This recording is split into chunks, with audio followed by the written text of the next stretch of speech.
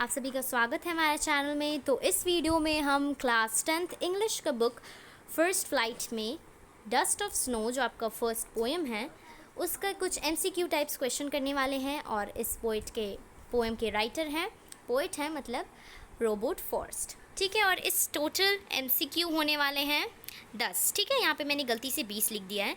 सो चलिए स्टार्ट करते हैं।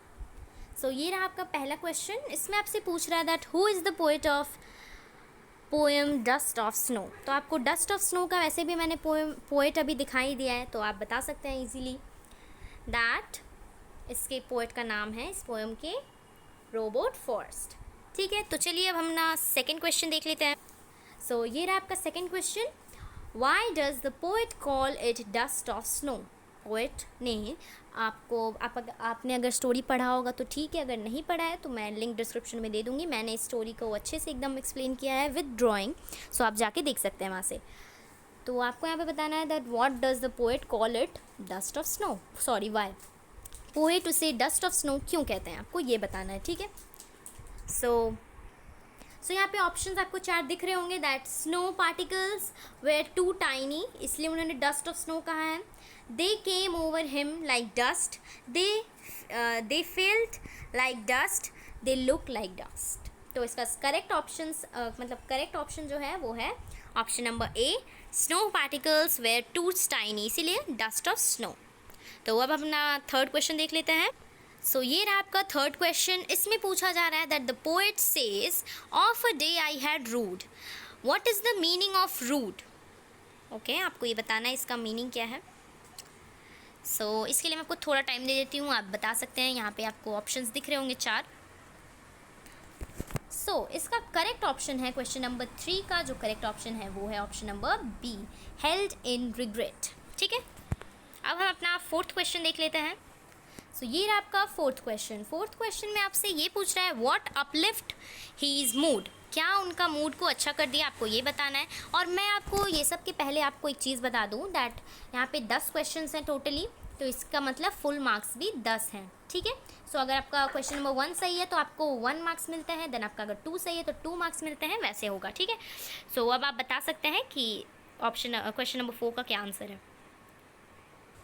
सो इसका करेक्ट ऑप्शन है option number A, falling of snow on he shoulder. ठीक है, सो इसका करेक्ट ऑप्शन ये होगा, मैं मार्क कर देती हूँ। द क्रो तो बिल्कुल नहीं होगा, हेमलॉक ट्री नहीं होगा, उस पर तो वो बैठे थे हेमलॉक ट्री के नीचे, राइट। क्रो ने डस्ट उन पर गिराया तभी उनका मूड चेंज हुआ। ठीक है, तो ऑल ऑफ वर्ब भी आप कंफ्यूज मत होइएगा इसे देख के। ठीक है, चलिए अब नेक्स्ट हम देखते हैं क्वेश्चन नंबर 5। सो ये रहा आपका क्वेश्चन नंबर 5। इसमें आपसे राइमिंग स्कीम पूछ रहा है आपका पोएम का।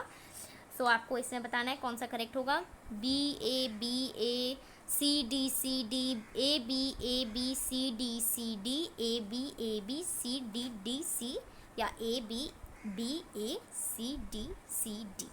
ठीक है, तो आप जल्दी से आंसर इसका बता सकते हैं कमेंट में, या तो आप अपने से गेस कर सकते हैं। सो इसका करेक्ट आंसर है ऑप्शन नंबर बी, ABCD। अब हम देखते हैं अपना next question, question number 6। Question number 6 ये रहा आपके सामने। तो name the poetic device used in the line has given my heart. आपको इसमें बताना है कि इसमें कौन सा पोएटिक डिवाइस यूज़ हुआ है। सो ये बहुत ही आसान है, एलिट्रेशन। ठीक है, इसका करेक्ट आंसर एलिट्रेशन है। नाउ हम देखेंगे क्वेश्चन नंबर 7। तो क्वेश्चन नंबर 7 ये रहा, name the poetic device used in the line and saved. तो लाइन ये है that and saved some part, इसका क्या मतलब पोएटिक डिवाइस है। ठीक है, सो इसका करेक्ट ऑप्शन है ऑप्शन नंबर ए, एलिट्रेशन। ठीक है, अब हम नेक्स्ट देख लेंगे, तो चलिए नेक्स्ट देखते हैं। सो ये रहा question number 8, what does dust of snow represent. यहाँ पे डस्ट ऑफ स्नो क्या रिप्रेजेंट करता है। सो आपको इसके लिए मैं थोड़ा टाइम दे देती हूँ। Healing power of nature, question number A, मतलब option number A. Particles of snow, ये तो बिल्कुल नहीं होगा। कूल वेदर, बिल्कुल नहीं होगा। नन ऑफ देम भी नहीं होगा क्योंकि ऑप्शन यहाँ पे दिया हुआ है जो करेक्ट है ऑप्शन नंबर ए। सो अब हम ऑप्शन नंबर ए लिखा है, हीलिंग पावर ऑफ नेचर। ठीक है, अब हम देखेंगे question number 9। So question number 9 यहाँ पे आपसे ये पूछ रहा है that what are the two negative creatures that forest use, मतलब ये रोबोट फॉरेस्ट का बात हो रहा है, forest use as carries of positivity. Positivity किससे यहाँ पे वो दिखा रहे हैं, नेगेटिव चीज़ को यूज़ करके पॉजिटिविटी दिखा रहे हैं। तो ये भी मैंने एक्सप्लेन किया था जो मैं पोएम पढ़ाई थी, तो आप लिंक डिस्क्रिप्शन बॉक्स में मैं डाल दूँगी, आप देख लीजिएगा वहाँ से।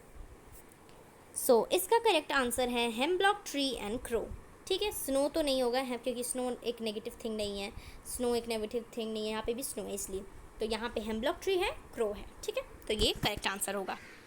अब हम देखेंगे नेक्स्ट। सो क्वेश्चन नंबर 10 और ये हमारा लास्ट क्वेश्चन है, तो आप मुझे कमेंट में बता दीजिएगा कि आपको 10 आउट ऑफ कितने मिल रहे हैं। ठीक है, यहाँ पे मैं ब्लैंक छोड़ देती हूँ, आप कमेंट में बताइएगा। The crow and the hemlock tree symbolized, क्या सिम्बलाइज करता है ये लोग। सो ये थोड़ा कंफ्यूजिंग आपको लग सकता है क्योंकि यहाँ पे सॉरो एंड डेथ दोनों दिया हुआ है, ये दोनों तो नहीं होगा बट आप इस दोनों में कन्फ्यूज़न कर सकते हैं।